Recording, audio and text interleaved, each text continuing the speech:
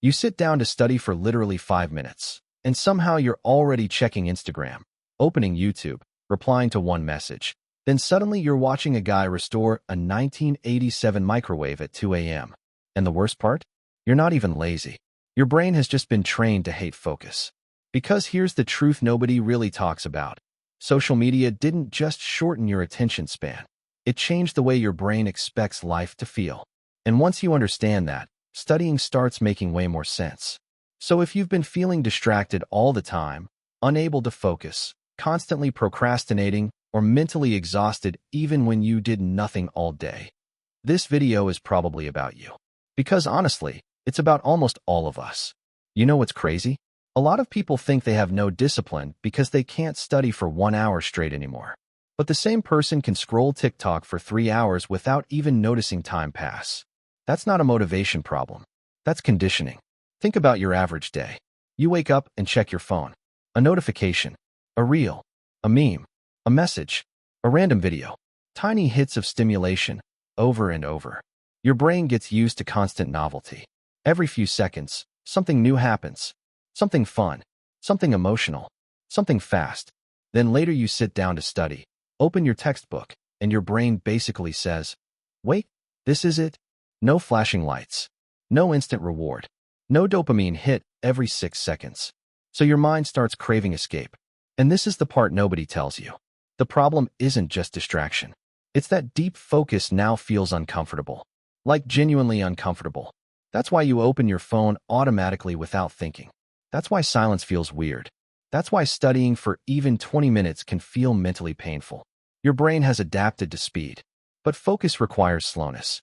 And modern apps are literally designed to destroy that. Not accidentally. Intentionally. Every swipe, notification, autoplay feature, and infinite scroll is competing for one thing, your attention. Because attention is profitable. The longer you stay, the more money they make. Now before this turns into some delete all social media and live in the forest speech, relax. That's not the point. Social media itself isn't evil. The problem is uncontrolled consumption. Because if you constantly consume fast entertainment, your brain slowly loses tolerance for effort. And studying starts feeling impossible. But here's where it gets interesting. Your focus is not gone forever. It's trained, which means it can also be retrained. And honestly, that's the good news. Because you do not need to become some perfect productivity robot. You just need to stop frying your attention every single day. So let's talk about how to actually fix this. Not with unrealistic routines. Not with wake up at 4 a.m. and meditate on a mountain advice. Just practical things that actually work. First thing, you need to stop mixing scrolling with studying. This one sounds simple, but it changes everything. Most students study like this. 10 minutes of work, quick phone check, back to work, another notification, another reel, another small break. What they don't realize is that every time you switch tasks, your brain loses momentum. Focus has a startup time. And when you interrupt it constantly, you stay stuck in shallow attention all day. It's kind of like trying to drive while slamming the brakes every 30 seconds. You never build speed. So here's something small to try tonight. Put your phone physically out of reach while studying. Not face down. Not do not disturb. Actually away. Different room if possible. Because self-control is unreliable when temptation is 2 inches away. And no, this doesn't make you weak. It makes you normal. Now you might be thinking, okay, but even without my phone, I still can't focus. Good. Because that brings us to the second thing. Your brain needs boredom again. Seriously. You know why older generations could sit through long classes, books, or conversations more easily? Their brains weren't constantly overstimulated every waking second. Today, the moment boredom appears, we escape instantly. Waiting in line. Phone. 5 seconds of silence. Phone. Awkward moment. Phone. But boredom is actually where focus starts rebuilding. Because when your brain stops receiving constant stimulation, it slowly becomes sensitive again. Simple things regain their ability to hold attention. This is why after a long walk without your phone, your thoughts suddenly feel clearer. Or after staying offline for a few hours, studying feels slightly easier. Your dopamine system resets. And this is the part people underestimate. You do not need endless motivation to focus. You need fewer distractions. Big difference. So try creating tiny moments of boredom again. Walk without music sometimes. Eat without watching videos. Sit for 10 minutes without opening apps. At first, it feels uncomfortable. Then your mind starts calming down. And once that happens, concentration becomes way easier. Now here's another thing nobody talks about enough. Most people aren't mentally tired from work. They're mentally tired from consumption. Think about how much information hits your brain daily. Short videos, news, memes, texts, notifications, random opinions, algorithms constantly feeding you more. Your brain never gets recovery time. So by the time you need energy for studying, you feel drained, even if you barely accomplished anything. And honestly, that fake exhaustion is dangerous because it convinces you that you can't focus anymore.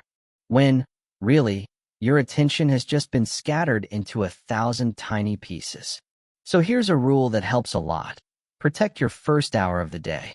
Do not start your morning by flooding your brain with content. Because when your day begins with fast stimulation, normal tasks immediately feel boring afterward. Instead, try delaying social media for even 30 minutes after waking up. That alone can completely change your mental clarity. And yes, 30 minutes sounds small, but small changes repeated daily rewire your habits. That's how real improvement happens, not through motivation spikes, through environment and repetition. Now let me say something important. This is not about becoming anti-social media. You don't need to quit everything. You don't need to disappear from the internet. You don't need to feel guilty for enjoying entertainment. The goal is balance. Use social media intentionally instead of automatically. Because right now, for a lot of people, scrolling isn't even fun anymore. It's reflexive. You open apps without deciding to. You consume content you won't even remember tomorrow. And afterward, you somehow feel both overstimulated and empty. That combination destroys focus. But once you become aware of it, you start catching yourself.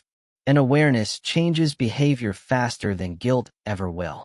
So next time you reach for your phone while studying, pause for 1 second and ask, did I choose this? Or did my brain just react automatically? That tiny question creates control again. And control is what brings your focus back.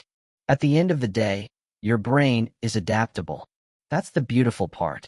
If social media trained your attention in one direction, you can train it back in the other direction, too.